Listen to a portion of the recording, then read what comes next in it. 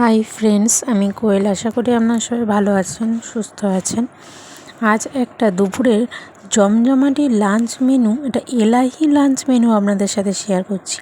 কি ছিল না এই লাঞ্চ মেনুতে, এতটাই রকম রান্না হয়েছিল যে ভাতের পরিমাণ ছিল সব থেকে কম। প্রথমেই ছিল ভাত, বাটা মাছ ভাজা, মাছের মাথা দিয়ে ডাল, আলু আর পটল ভাজা, তারপর ছিল বাটা মাছের ঝাল, কাতলা মাছের ঝাল, তারপর ছিল একটা বিশাল সাইজের চিংড়ি মাছ, তার মালাইকারি, তারপর ছিল এখানে মাটন। দেখুন, দেখে মনে হচ্ছে না কত সুন্দর, খেতেও খুব সুন্দর হয়েছিল। আর শেষ পাতে ছিল রসগোল্লা, চাটনি পাঁপড়ও ছিল, কিন্তু আমার পাতে আর জায়গা হয়নি নেওয়ার মতো।